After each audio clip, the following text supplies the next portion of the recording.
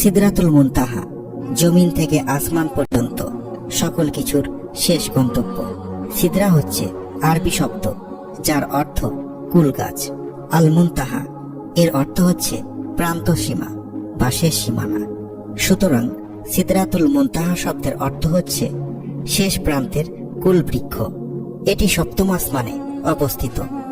এটি এতটাই বড় যে এর আকারের ধারণা করা মুশকিল ব্যাপার। মহানবী সাল্লাল্লাহু আলাইহি ওয়াসাল্লাম সিদরাতুল মুনতাহা সম্পর্কে বর্ণনা করার সময় বলেন, গাছটির পাতাগুলো ছিল হাতির কানের মতো বড়, আর এর রং প্রতিনিয়ত পরিবর্তন হচ্ছিল।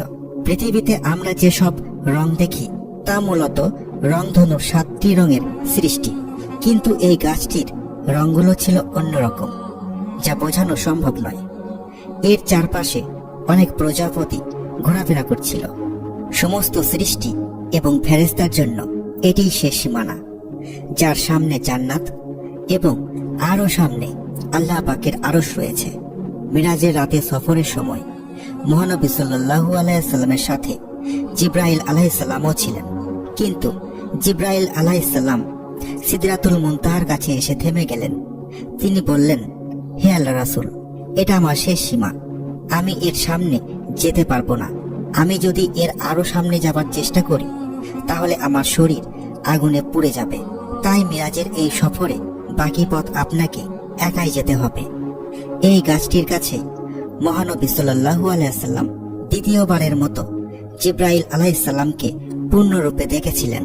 সিদরাতুল মুনতাহা রয়েছে 4টি ঝর্ণা, যেগুলো 2টি গেছে জান্নাতে আর 2টি এসেছে পৃথিবীতে।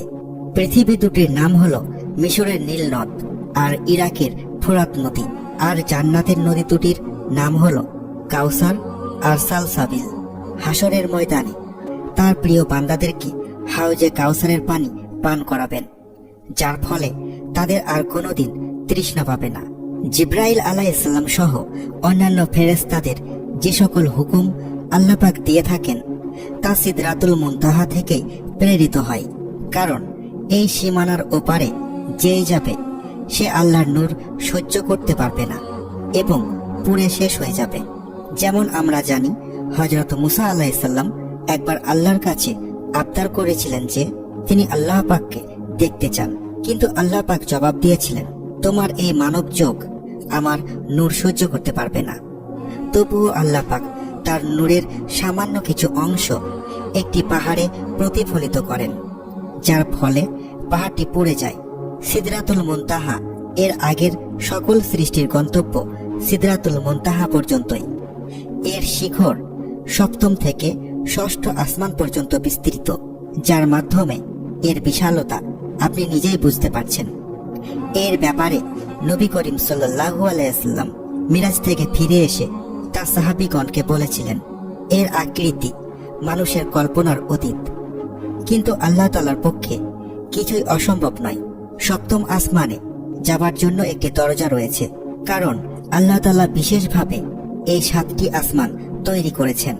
এই 7 আসমানের পরই রয়েছে জান্নাত এবং এর উপরে রয়েছে আল্লাহ পাকের আরশ। কিয়ামতের পর মুমিনদের জন্য সবচেয়ে বড় খুশির খবর হলো আল্লাহ তাআলা নিজে তখন দেখা দিবেন। সকল মানুষ, জিন এবং ফেরেশতারা সেদিন চোখ ভরে তাদের সৃষ্টিকর্তাকে দেখতে পাবেন। কোনো একদিন হযরত জিব্রাইল আলাইহিস সালাম নবী করিম সাল্লাল্লাহু আলাইহি ওয়াসাল্লামের কাছে বসেছিলেন। হঠাৎ প্রচন্ড একটি শব্দ শোনা গেল।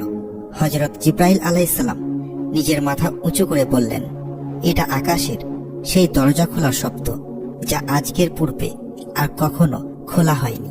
উক্ত দরজা দিয়ে একজন ফেরেশতা পৃথিবীতে অবতরণ করছেন, যিনি ইতিপূর্বে আর কখনো পৃথিবীতে আগমন করেননি।